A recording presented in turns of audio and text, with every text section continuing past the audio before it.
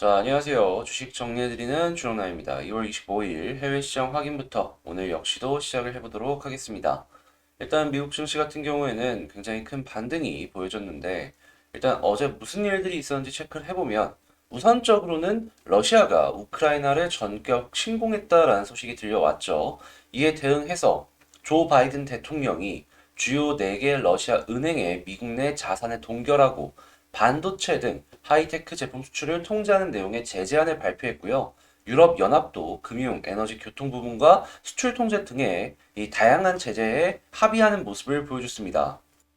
근데 이렇게만 본다면 미국이 전격적으로 좀 반등을 하는 그런 모습이 나오긴 힘들잖아요. 왜냐하면 대립각이 점점 세지는 모습이지만 그렇지만 바이든의 연설을 계기로 저가 매수세가 쭉 들어와 주면서 지수는 반등하였고 유가와 국채 역시도 안정세의 모습을 보여줬습니다. 또한 지정학적 리스크로 인해서 연준의 공격적인 긴축이 늦춰질 수 있다라는 전망이 나오고 있는 상황인데요. 클리블랜드 연 총재는 연설에서 3월에 금리를 올리고 이후 몇 개월간 추가적인 인상을 단행하는 것이 적절할 것이다라고 언급을 하면서 이 속도가 이전에 우리가 생각을 했던 드라마틱한 상승보다는 조금 더 늦춰질 수도 있겠다라는 가능성에 대해서 한번 생각을 해볼 수가 있을 것 같습니다. 자, 국제유가는 WTI 기준으로 92.81달러, 0.77% 상승 마감하였고요. 국채 가격은 상승하였고 달러는 강세, 금 가격 또한 상승 마감하였습니다. 자, 그러면 뉴스들 하나씩 체크를 해보도록 할게요. 일단 미국 주간 실업보험 청구 건수는 23만 2천 건으로 월가 예상보다는 약간 낮게 나오면서 수치가 괜찮게 나왔는데 볼 수 있겠는데요. 다만 이제 미국의 1월 신규 주택 판매가 전월비 4.5% 감소하면서 전월 대비 둔화하는 모습이 보여졌습니다. 제가 어제 이 미국 내 모기지가 신청 건수가 많이 줄어들었다라고 말씀드렸잖아요. 이런 것들이 이렇게 판매 건수와도 연결이 되는 걸 확인할 수가 있겠다. 볼 수 있겠고요. 러시아 같은 경우에는 우크라이나 침공에 스태그플레이션 우려가 확산이 될 것이다라는 전망이 많습니다. 스태그플레이션 같은 경우에는 물가는 올라가는데 경기 성장은 줄어드는 이 정반대의 상황을 말하는 현상이죠. 아마 러시아 쪽에 자산을 많이 갖고 있는 한국 기업들 같은 경우에는 이러한 부분을 감안을 하시면서 보셔야 될 것 같다. 이렇게 정리해 볼 수가 있겠네요. 자, 그리고 미국의 연준은 러시아 우크라이나 침공에도 일단은 3월 달 금리 인상은 예정 그대로 진행을 할 것이다라는 전망이 계속해서 나오고 있고요. 미국의 천연가스 가격은 전쟁에도 비교적 견조한 모습을 보여주고 있습니다. 다만 이건 미국의 이야기고 유럽 같은 경우에는 러시아 쪽에서 천연가스를 많이 수입을 해오다 보니까 이번 사태로 인해서 천연가스의 가격이 폭등하는 모습이 보여주고 있다라고 하네요. 자, 우크라이나 침공의 안전 피난처라고 할 수 있는 이 원자재 쪽의 시장이 굉장히 올라가주는 모습을 보여주고 있는데요. 금 가격은 상당히 강세를 보여주고 있고 이외에도 알루미늄이나 여러 가지 원자재 가격이 계속해서 올라가지고 있습니다. 한국 같은 경우에는 이러한 그 원자재 가격에 굉장히 민감한 기업들이 많기 때문에 이번 사태로 인해서 그냥 단가 자체를 올려가지고 수익을 좀 많이 내는 그런 전략을 취하던가 아니면은 가격은 유지를 하면서 이 순이익률이 좀 줄어드는 그런 모습이 보여지지 않을까 생각이 드네요. 자, 그리고 밀과 대두 가격 역시도 계속해서 올라가고 있는 상황이기 때문에 일단 라면부터 시작을 해서 사료, 육류 이러한 가격들이 전체적으로 올라갈 가능성이 높다. 이렇게 볼 수 있을 것 같습니다. 특히나 사료 같은 경우에는 이 육류 가격과도 직접적인 연관성이 높기 때문에 네, 가격적인 부분에서 영향을 좀 크게 줄 수밖에 없을 것이다. 이 부분 이제 확인을 하셔야 될 것 같고요. 뭐 대체재가 떠오를 수 있으니까 대체재 쪽 한 번씩 보시면 좋을 것 같습니다. 부동산 자산이 조금 많은 기업들 같은 경우에는 우리가 예상했던 그 기대값보다는 조금 더 낮춰서 생각을 해봐야 될 필요가 있지 않을까. 요거 이제 체크를 해보도록 하고요. 지금 대선 후보들이 그 해상풍력 중에 부유식 해상풍력 요거를 지금 이재명 후보 같은 경우에는 집중적으로 투자를 하겠다라고 이야기를 하고 있고 윤석열 후보 같은 경우에는 이걸 왜 하냐 이렇게 이야기를 하고 있거든요. 향후에 대선 후보가 누가 되느냐에 따라서 부유식 해상풍력의 미래가 많이 달라질 수 있기 때문에 이 부유식 쪽으로 많이 이제 조금 관심을 갖고 있으셨던 분들 같은 경우에는 이번 대통령 선거를 많이 보셔야 된다. 요거 말씀드리도록 하겠습니다. 근데 아직까지는 타워식이 조금 주류가 아닌가 싶긴 한데, 제가 알기로는 제가 틀릴 수도 있는데, VU식이 조금 더 싸가지고, VUC 쪽을 많이 얘기를 하는 것이 아닌가 생각을 해봅니다. 자, 그러면 이렇게 시장 정리 한번 싹 해봤고요. 자, 여러분 시장 정리 잘 되셨다라고 생각을 하신다면 구독과 좋아요 한 번씩 눌러주시면 감사하겠습니다. 자, 그리고 지금 제가 방금 말씀을 드린 이러한 시장 정리 내용은 같이 공부하는 텔레그램 공부방을 통해 가지고 여러분들께 이렇게 아침에 장 시작 전에 이렇게 보여드리고 있으니까 관심 있다라고 생각을 하시는 분들 같은 경우에는 자, 이 텔레그램 공부방을 들어와 주시면 되는 건데 이 텔레그램 공부방에는요 같이 공부할 수 있는 이런 리포트도 제가 정리해서 이렇게 말씀을 드리고 있고요. 이외에도 수급 분석 그리고 뉴스 봐야 되는 것들 이런 것들 다 정리를 해서 여러분들께 이렇게 제공을 해드리고 있으니까 리딩을 받는다라는 그런 생각을 하시는 분들은 안 들어오셔도 되겠지만 같이 공부를 하시겠다라고 생각을 하시는 분들 같은 경우에는 관심을 갖고 한번 봐보시면 좋을 것 같습니다. 자, 이러한 이 텔레그램 방으로 들어올 수 있는 링크는 제 채널 커뮤니티에 들어가셔서 거기에 텔레그램 링크를 통해서 들어오시면 되겠습니다. 자, 멤버십 역시도 운영하고 있으니까 이제 관심 있으신 분들 같은 경우에는 멤버십 역시도 한번 생각을 해보시면 좋을 것 같고요. 자, 그러면 이제 구독, 좋아요 한 번씩 눌러주시길 부탁드리며 개별 종목 보도록 하겠습니다. 자, 제가 이번에 가지고 온 종목은 HMM을 가지고 왔습니다. HMM. 아이고야, 최근에 계속 올라가다가 오늘 좀 빠지는 모습이 보여지고 있는데 저는 솔직하게 말씀드리겠습니다. 뭐 별 걱정을 안 해요. 이유는 간단하죠. 추가적인 상승을 기대하고 있으니까. 자, 왜 이런 생각을 했고 추가적으로 이걸 왜 봐도 좋은지 하나씩 살펴보도록 하겠습니다. 일단 먼저 나온 내용부터 보자면 자, LG맨 배재훈, 현대차맨 김경배, 자, HMM 수장교체의 배경은 무엇인가? 이러한 내용이 나왔습니다. 주된 내용들이 나오는 건 이 HMM의 매각에 관련된 모종의 임무를 띠고 투입된 것이다라는 분석이 나오는다라고 얘기를 하고 있는데 현대가 인수하는 것인가? 막 이러한 분석들도 하나씩 나오는 거 여러분들도 이제 다들 알고는 있으시죠? 근데 제가 예전에도 계속 말씀드렸지만 넘어야 될 산이 좀 많긴 합니다. HMM. 현대 쪽으로 만약에 뭐 팔린다라는 시그널들이 나오기 시작을 한다면 이 버는 돈이 워낙 많다 보니까 회사의 뭐 적정 가치 수준까지 주가가 올라가는 그런 모습이 나올 수 있어가지고 괜찮을 것 같긴 하거든요. 근데 어떠한 부분들이 걸리는 것들이 있냐?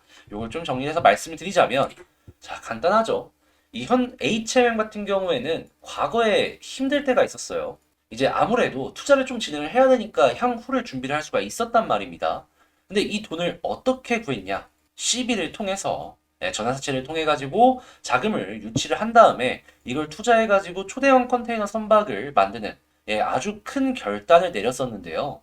근데 이게 이 CB가 지금 걸리기 시작을 했습니다. 한 군데에서만 투자를 받았으면 모르겠는데 이 HMM 같은 경우에는 산업은행과 한국해양진흥공사였나요? 이쪽과 나눠가지고 투자를 받는 그런 모습을 보여줬거든요.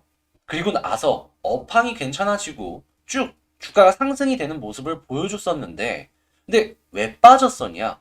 돈을 굉장히 많이 벌었는데도 불구하고 말이죠. 왜 그랬냐면 뭐 이유는 크게 두 가지로 나뉘었습니다. 첫 번째, 피크아웃 우려. 그러니까 돈을 버는 게 지금이 최고점이고 앞으로 내려갈 것이다 라는 전망 때문에 떨어졌던 게 첫 번째였다라는 것이죠. 근데 다들 아시겠지만 지금 이 운임지수를 보면은 이게 중국 운임지수거든요. 최고점 부근에서 계속해서 횡보하는 모습 체크되시죠? 상하이 컨테이너 운임지수 역시도 약간은 떨어졌지만 이전 고점과 비교를 했을 때 위에서 도는 걸 확인을 할 수가 있고요. 여전히 돈 많이 벌고 있다라는 겁니다.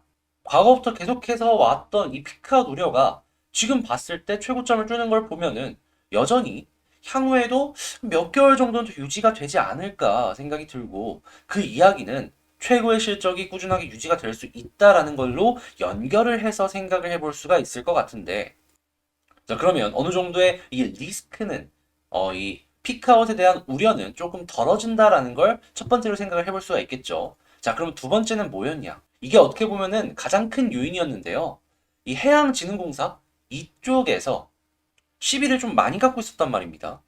근데 이 HMM 쪽에서 이 해양진흥공사 쪽에서 갖고 있는 요 CB를 먼저 좀 완납을 해버려가지고 주식으로 전환을 안 시키려고 그랬어요. 근데 그냥 시켜버렸죠. 네, 이것도 어느 정도 이해는 되는 게 뭐냐 하면은 최저점에서 빌려준 상황이었는데 주가가 이렇게 올라갔습니다.